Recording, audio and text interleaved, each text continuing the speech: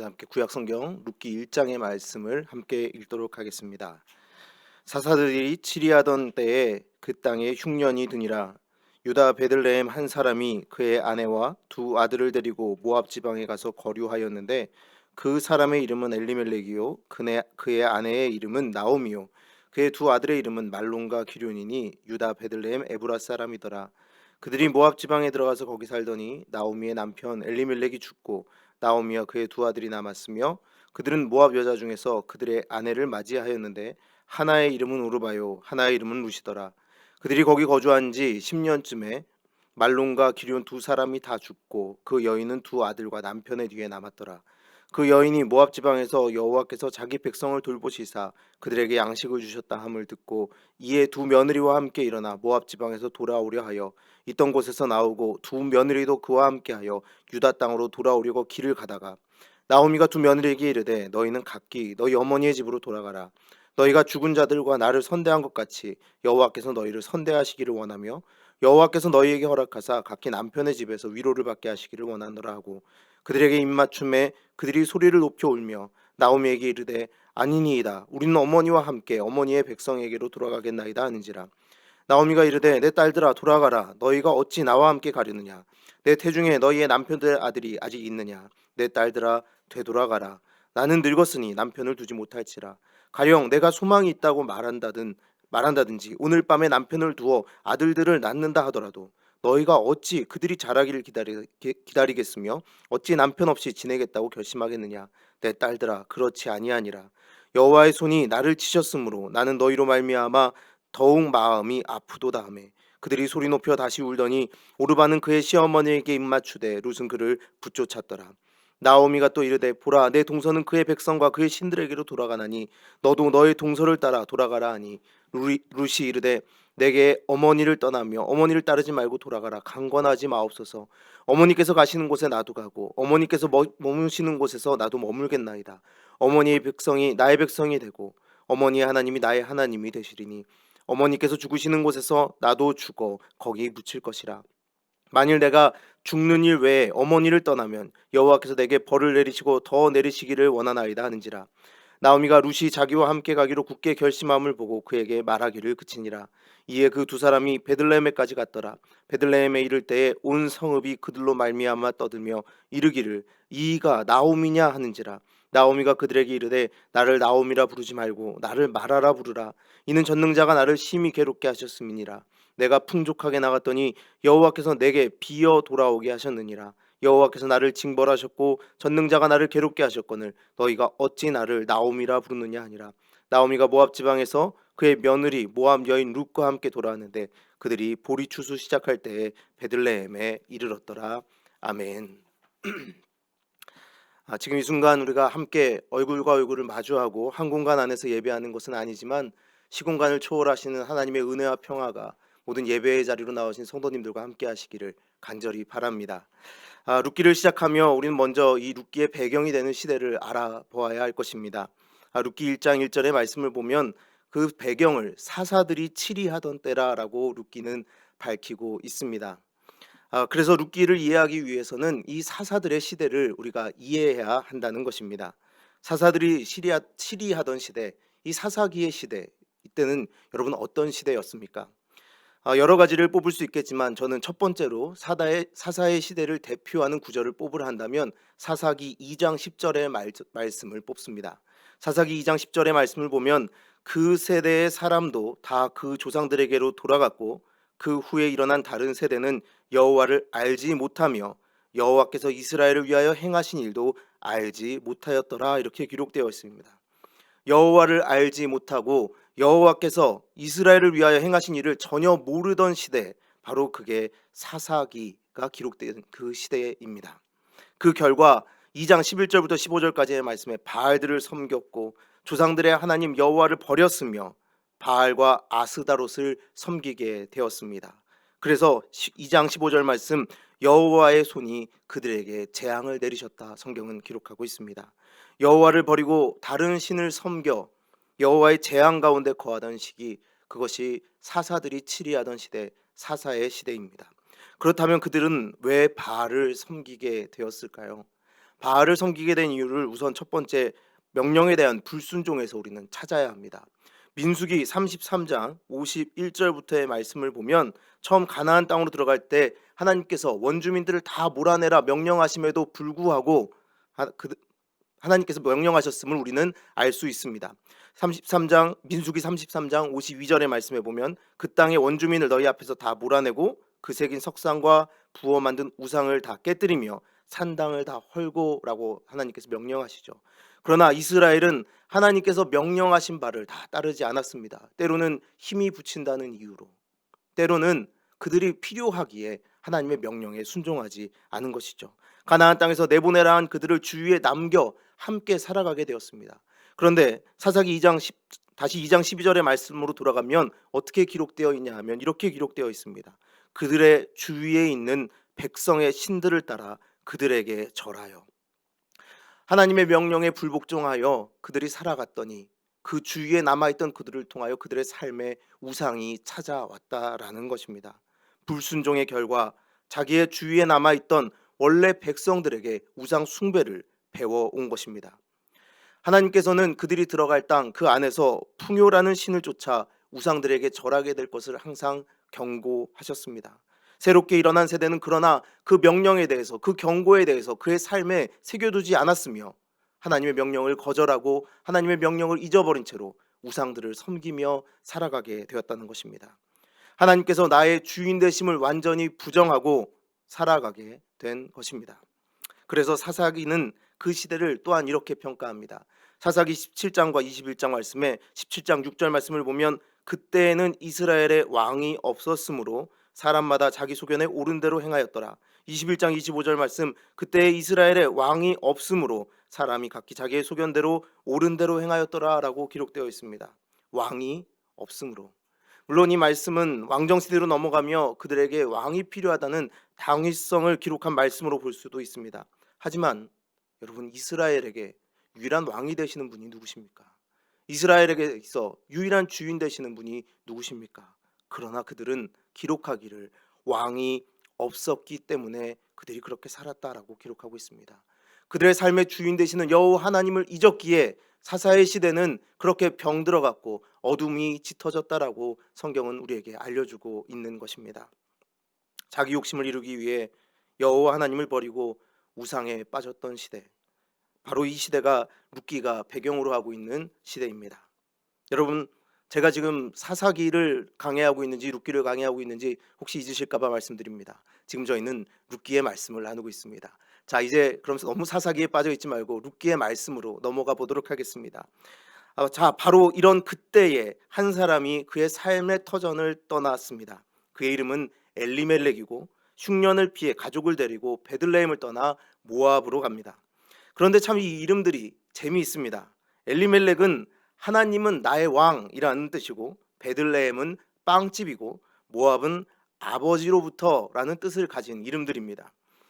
하나님은 나의 왕이 빵집에 빵이 없어서 길을 떠나 아버지로부터라는 뜻을 가진 지방으로 옮겨갔다라고 기록되어 있는 것입니다. 여러분, 근데 모압은 어떤 땅입니까? 모압은 우리가 잘 알듯이 아브라함의 조카 롯과 룻이 아닌 롯과 그의 딸 사이에서 나온 아들 모압의 자손들이 이룬 땅입니다. 이 아버지로부터라는 것은 하나님 아버지가 아닌 인간의 욕심으로부터 온 죄의 모양을 나타내는 대표적인 곳, 대표적인 모습을 나타내는 것입니다.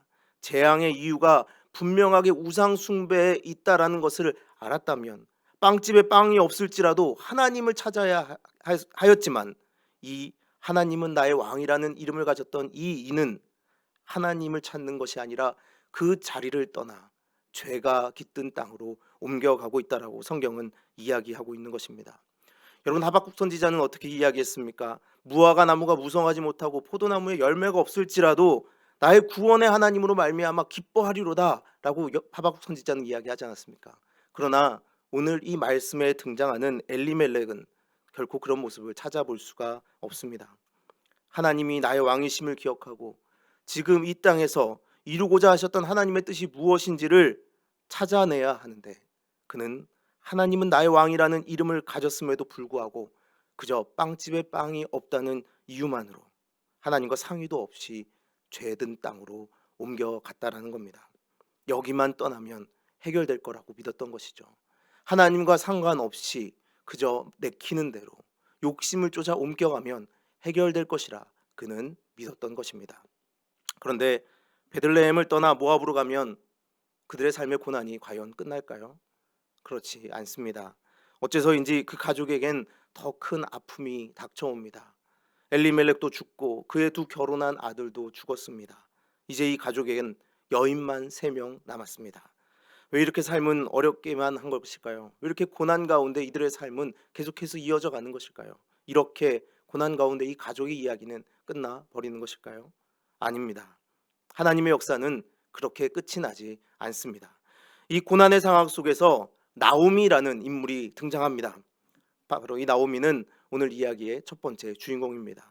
그는 베들레헴으로 돌아가기로 마음 먹습니다. 고난 가운데로 내가 떠나온 그곳으로 다시 돌아가야겠다라고 마음 먹습니다. 그런데 여기 중요한 구절이 나옵니다. 우리 6절의 말씀을 보도록 하겠습니다.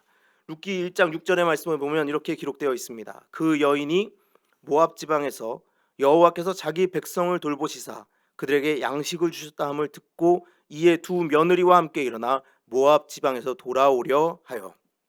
자, 여러분 6절의 말씀을 보면 그녀가 고향으로 돌아가기로 마음먹은 이유는 여호와께서 자기 백성을 돌보셨다는 것을 들었기 때문입니다. 여러분 이것은 참 다행스러운 일입니다. 하나님의 이야기를 듣고 하나님께서 행하신 일을 믿어 하나님 앞에 나의 삶을 맡기겠다라는 결단을 하고 그 길을 돌아가기로 했기 때문입니다. 하나님은 잘못된 길을 간 우리를 쉽게 포기하지 않으십니다. 아니 결코 내버려 두지 않으십니다. 계속해서 그분을 우리에게 나타내시고 그 길을 다시 돌아올 수 있도록 하나님의 뜻을 우리에게 밝히 보여주신다라는 겁니다. 하나님의 소식, 그를 통해 삶의 모든 것이 끝난 것 같던 이 상황에서 그래서 성경은 다시 우리에게 희망을 볼 수 있는 길을 보여줍니다. 하나님께서 하신 일을 듣고 하나님을 기억해내게 하셨고 돌아가야 할 곳이 어디인지 그 불쌍한 인생들에게 알려주셨다라는 겁니다. 그 삶을 돌이켜 여호와께 돌아가게 하시는 것, 여러분 이것이 바로 하나님의 사랑인 줄 믿습니다. 자, 그런데 그 삶을 돌이켜 여호와께 돌아가는 그 순간 바로 놀라운 일이 일어납니다. 사람들은 자기 욕심을 쫓아 우상을 섬기며 살아가고 있는 이 시대 속에서 변화가 일어났다라는 겁니다. 그것은 8절부터 18절까지에 기록된 말씀인데 무엇이냐 하면 베들레헴으로 돌아가던 중 나오미가 갑자기 며느리들을 향하여 그들의 고향으로 돌아갈 것을 권합니다. 그런데 이 권함은 그냥 보통의 권함, 한번 떠보는 것이 아니었습니다. 8절과 11절, 12절 말씀에 끊임 돌아가라를 3번이나 반복하면서 아주 간절하게 그들에게 제발 이 길에서 돌아가라 라고 말하고 있는 것입니다. 과연 나오미는 왜 그랬을까요? 그녀는 남편과 두 아들을 잃은 자로서 남겨진 여인으로 살아가는 것이 얼마나 아프고 힘든지 알았기 때문에 그렇게 행동했습니다. 사랑의 마음으로 자신의 삶을 포기한 것이죠.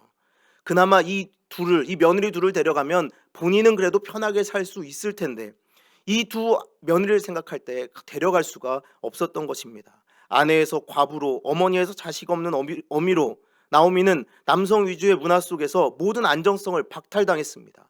그렇게 살아보니 제발 이 며느리들만은 그렇게 살아서는 안 되겠다라는 마음이 그 안에 생긴 것이죠. 하나님의 사랑, 자기를 비움, 자기를 내어줌, 자기를 포기하고 누군가를 살리고자 하는 마음이 나오미 안에 들었다는 것입니다.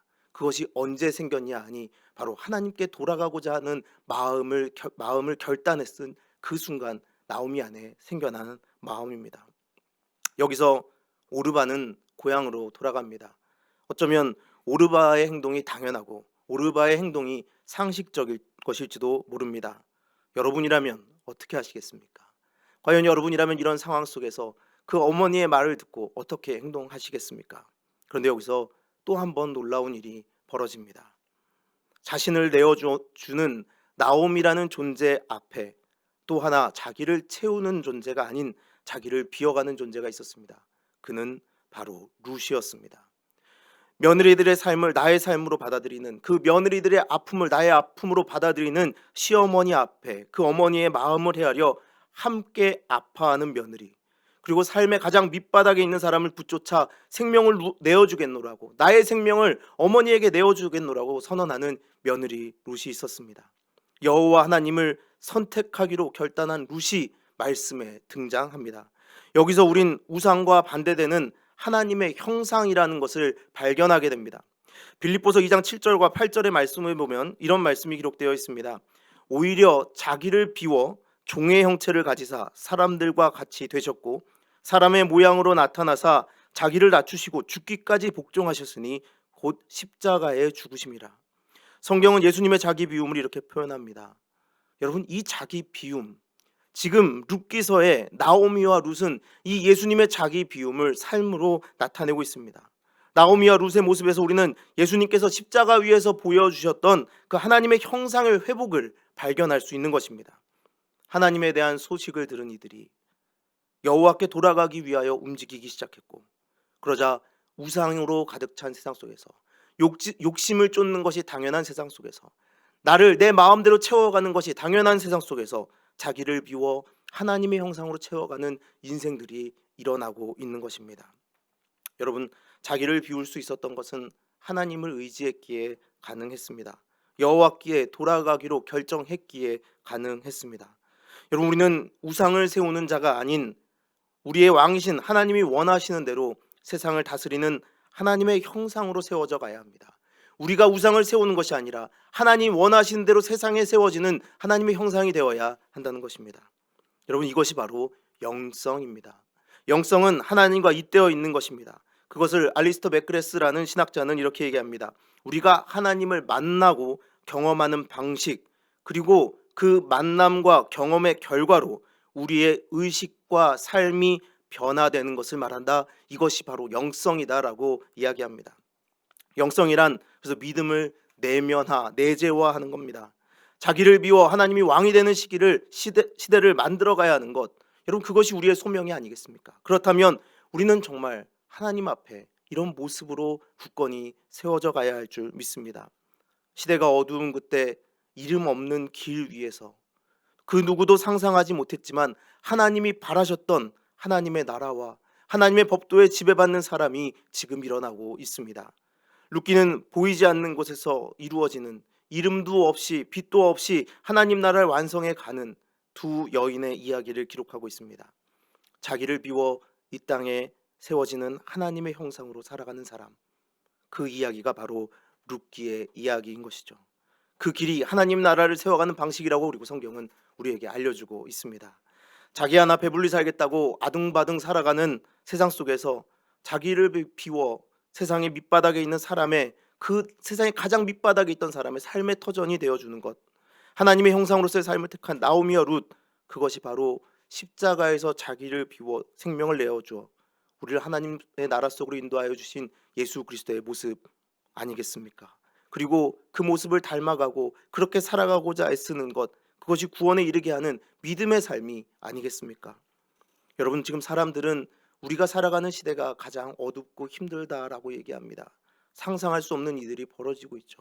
과연 지난 역사가 기록되는 가운데 이런 일들이 있었을까라고 싶은 어려움들이 우리의 삶을 찾아와 있습니다. 그러나 여러분, 모든 시대는 항상 어둠과 함께 했습니다. 룻이 살던 사사기가 기록되는 시기도 어두웠고 예수님이 오셨던 시기도 어두웠습니다. 초대교회의 시기도 어두웠으며 종교개혁이 일어나던 시기도 어두웠습니다. 괴로웠습니다.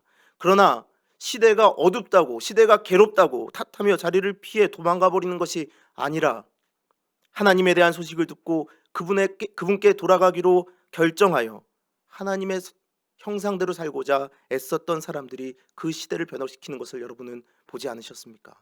바로 이 나오미와 룻의 이야기를 통하여 여러분, 이 시대가 변화되는 것을 여러분 이미 룻기를 읽고 여러분은 알고 계시지 않습니까?